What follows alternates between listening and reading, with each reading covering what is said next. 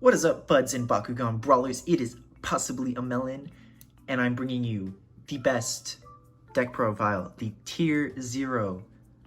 0 out of 100. I'm just messing with you. This deck is not very good.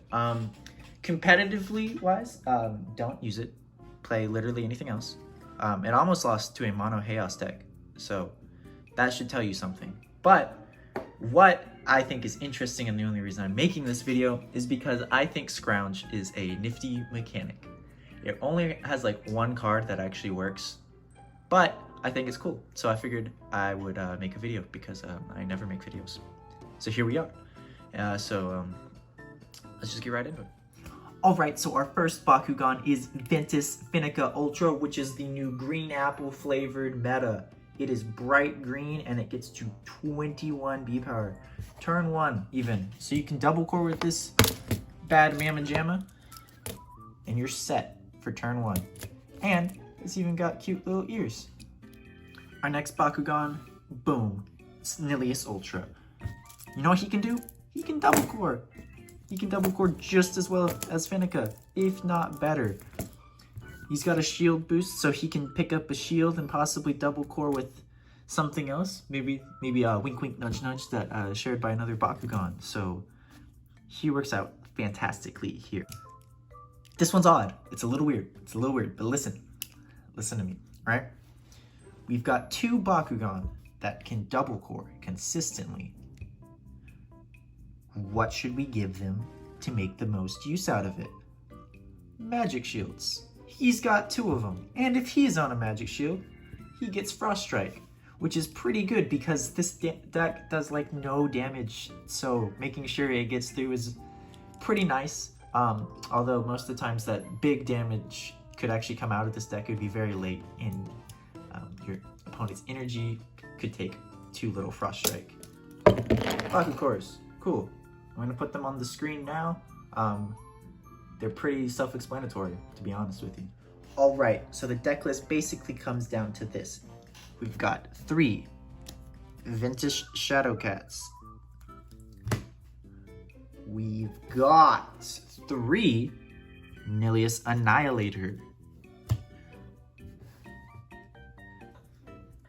2 Darkest Apex and a couple clones. They're fillers right now. Darkest Piercer is the card that all 3 of these will be replaced for, and I'll put that up on the screen just so you guys can see. Next, we've got 3 copies of The Sky's Hymn, looking shiny. We've got 2 Body Crusher, 3 G-Force Drop, 3 Darkest Face Bombs, and I love Dimwork. He's just so nice looking. He kind of reminds me of Swampert for whatever reason, but like emo Swampert. All right, we've got 3 Ventus Shreds. There you go. There. Okay. 3 Garganoid's Gaze. One of them is the Faction Bundle promo because it looks kind of cool compared to the other 2. Just zoomed in a little bit.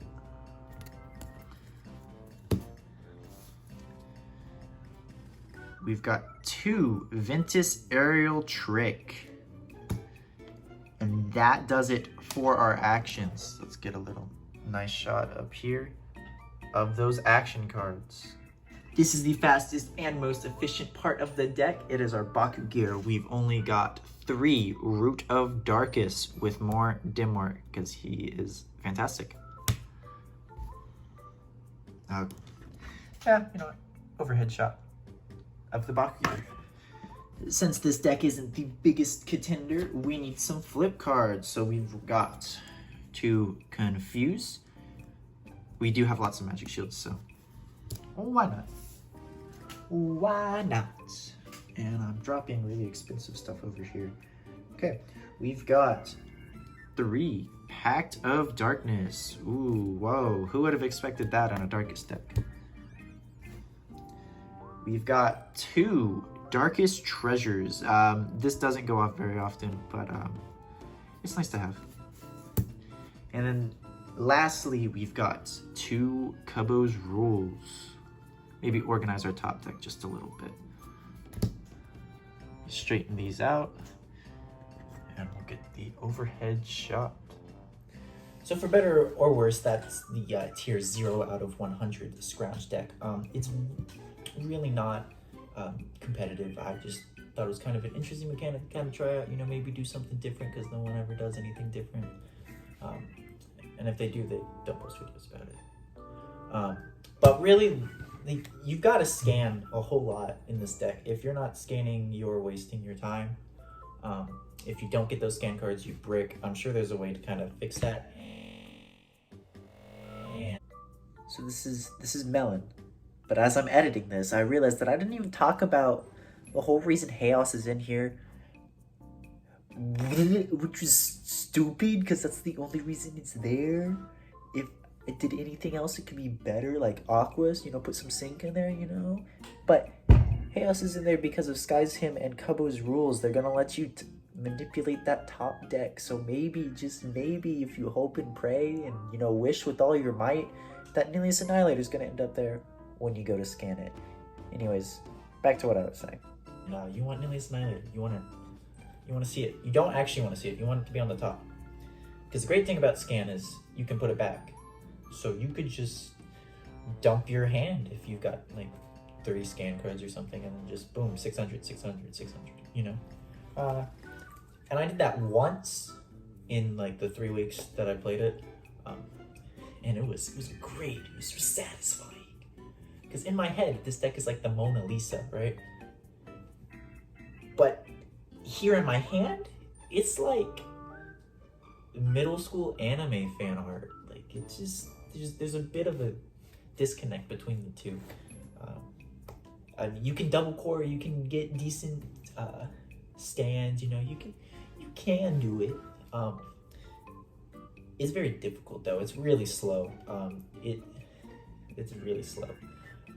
I think I went 15 rounds in one game just because neither of us could really get over each other, and if we did, we only did like 2 damage. Yeah, that was fun. It was horrible.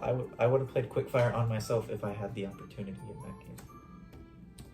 But this is Scrounge, and I hope you enjoyed this video. I'm trying something a little different with the deck profiles because I can. Who's gonna stop me?